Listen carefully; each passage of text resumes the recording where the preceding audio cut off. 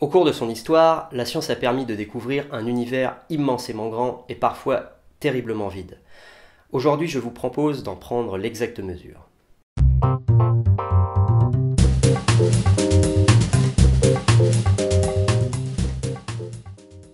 Un épisode de détente donc dans lequel nous allons partir de la Terre et nous en éloigner progressivement. On va tenter d'appréhender la taille, le nombre et les distances le plus fidèlement possible.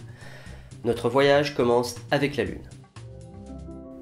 Voici une représentation de la Lune et de la Terre à l'échelle. La Lune fait environ 1% de la masse terrestre. Si on représentait également la distance Terre-Lune à l'échelle, on aurait ceci. La Lune est ici à droite. Gardez bien en tête cette distance, elle nous servira à appréhender la suite. Comme vous le savez, le système solaire est composé du Soleil, de ses 8 planètes et de Pluton, qu'on a finalement décidé de rétrograder au rang de planète naine. Les 9 principaux corps en orbite autour du Soleil sont sur cette image représentée à l'échelle. Les planètes gazeuses sont de taille certaine, les planètes rocheuses font en comparaison pâle figure.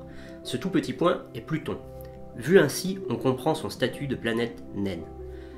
En ajoutant le Soleil, toujours représenté à l'échelle, ces 9 corps s'effacent devant cette étoile de taille pourtant relativement moyenne.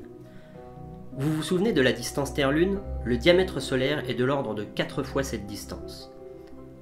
Maintenant qu'on a la pleine mesure de la taille relative des objets eux-mêmes, représentons le système solaire dans son intégralité et à l'échelle. Le voici. Le système solaire, c'est tout noir, c'est comme l'espace-temps ? Eh oui Minus, le système solaire c'est terriblement plus vide qu'on ne l'imagine. Reprenons notre système solaire et, pour y voir quelque chose, ajoutons les orbites de chaque corps, toujours à l'échelle. Si l'image est majoritairement noire, c'est parce que dans cette image HD, le Soleil représenté à l'échelle mesure en diamètre 2 dixièmes de pixels, et le diamètre de la Terre est de l'ordre de 2 millièmes de pixels. Le système solaire dans son intégralité, c'est donc beaucoup de vide et quelques poussières. On peut constater que les 4 planètes rocheuses sont très proches de notre étoile en comparaison avec les géantes gazeuses et le système solaire dans son intégralité. À ces principaux corps s'ajoute la ceinture d'astéroïdes, composée de quelques millions de représentants dont le plus gros, Cérès, mesure 900 km de diamètre, mais la majorité de ses congénères seulement quelques centaines de mètres. La masse totale de cette ceinture correspond à seulement 4% de la masse de la Lune. Une ceinture similaire, mais plus étendue, la ceinture de Kuiper, se trouve au-delà de l'orbite de Neptune. Elle se compose de plusieurs centaines de millions de représentants et sa masse totale atteint cette fois-ci celle de quelques lunes. En dépit de leur nombre, la distance moyenne entre deux astéroïdes de la ceinture principale est de l'ordre de 3 fois la distance Terre-Lune. Sachant qu'on parle d'objets en général 10 000 fois plus petits que la Terre, chacun doit se sentir bien seul et ça ne s'améliore pas pour la ceinture de Kuiper plus éloignée du Soleil. Pour appréhender la suite, on va retenir le diamètre de l'orbite de Neptune comme une unité, un système solaire. Autour du système solaire lui-même, une première structure remarquable est le nuage d'Oort. Tout comme la ceinture d'astéroïdes et la ceinture de Kuiper, il s'agit d'un nuage de débris, reste de la formation du système solaire. Le nuage d'Oort est hypothétique, car difficile à observer, mais très probable. Proche du système solaire, les débris qui le composent forment un disque. Et plus on s'en éloigne, plus la répartition devient sphérique. Il y a probablement des milliers de milliards de corps dans le nuage d'Oort, d'une masse totale de seulement quelques masses terrestres. Le diamètre du nuage d'Oort est de 2000 systèmes solaires. Ce nuage et sa dynamique montrent les limites des effets remarquables de l'attraction du Soleil dans la galaxie. On a maintenant une idée plus fidèle de notre voisinage direct, composé de beaucoup de débris, mais au final de très peu de matière extrêmement diluée dans une majorité de vide. Mais notre voyage ne s'arrête pas là. Continuons maintenant avec les étoiles. Voici les quelques étoiles les plus proches du Soleil, qu'on retrouve ici plus ou moins au centre de l'image.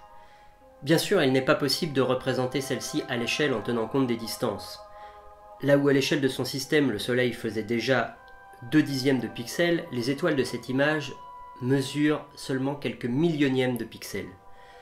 L'étoile la plus proche de nous est Proxima du Centaure, une petite étoile qui se situe à 4 années-lumière, c'est-à-dire à environ 4000 systèmes solaires. Le nuage d'Oort, lui, est ici parfaitement représentable. Sa limite serait à environ un quart de la distance nous séparant de Proxima du Centaure. Les étoiles composant la Voie lactée sont des corps de taille très variable, allant du dixième de diamètre solaire à plus de 1700 fois celui-ci.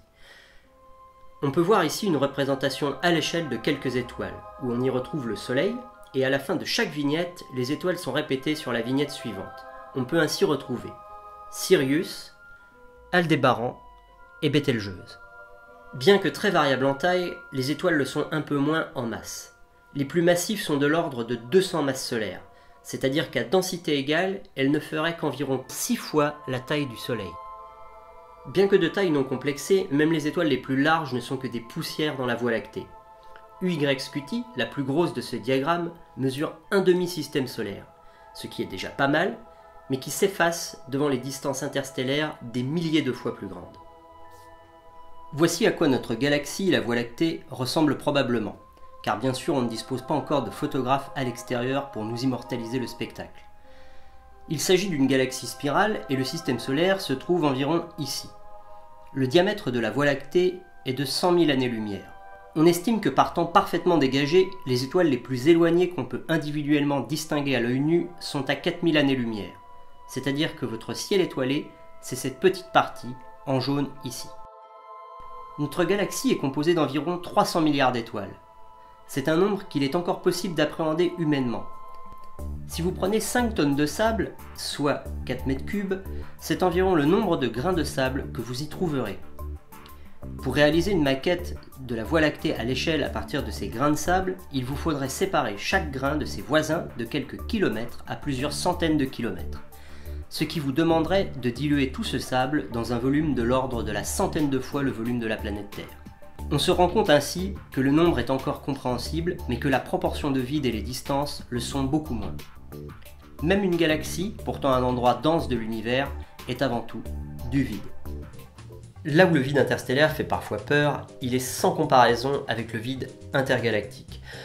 Continuons notre voyage avec les galaxies les plus proches. Voici nos voisins. On y retrouve le petit nuage de Magellan et la galaxie d'Andromède. Une chose assez rassurante, c'est que le diagramme est presque à l'échelle. Par rapport au diamètre de la Voie lactée, la distance à Andromède, de 25 fois celui-ci, est environ respectée. La distance entre les étoiles était terriblement plus grande par rapport à leur taille. La distance entre les galaxies d'un même groupe est plus modeste proportionnellement à leur taille.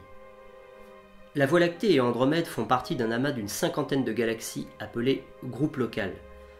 La majorité de ces galaxies sont des galaxies naines, en dehors de la Voie lactée, d'Andromède et de la galaxie du Triangle.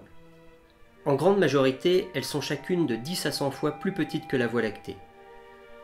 Ce groupe local a un diamètre de 10 millions d'années-lumière, soit environ 100 fois le diamètre de la Voie lactée. Il fait lui-même partie du super-amas de la Vierge dont l'amas principal est l'amas de la Vierge. Notre groupe local n'en est qu'une zone relativement rurale, avec sa cinquantaine de galaxies faisant faible figure devant les 10 000 galaxies qui composent l'intégralité de ce super-amas. À l'échelle de cette image, la Voie lactée mesure de l'ordre du simple pixel. Aux échelles supérieures, l'univers commence à montrer sa structure homogène, où le super-amas de la Vierge s'inscrit dans la célèbre structure filamentaire des amas de galaxies. À ces échelles, on peut apprécier entre les filaments des zones terriblement vides, comme le vide du Capricorne ou le vide du Bouvier. Au-delà, on se rapproche des limites de l'univers observable, c'est-à-dire de celui dont la lumière des corps qui le composent nous est parvenue. Je ne sais pas pour vous, mais je me sens relativement à l'étroit dans cette pièce. L'univers a 15 milliards d'années, ce qui en fait donc l'âge des rayons lumineux les plus lointains à nous être jamais parvenus. En raison de la dilatation de l'univers, pendant le trajet de ces rayons lumineux, celui-ci a eu le temps de grossir, et l'univers observable correspond donc à des objets occupant maintenant une sphère de 90 milliards d'années-lumière de diamètre. J'espère que cet épisode vous a plu, vous trouverez dans la description quelques données ayant permis de réaliser les calculs. N'oubliez pas de le partager, de le commenter et éventuellement de souscrire à la chaîne.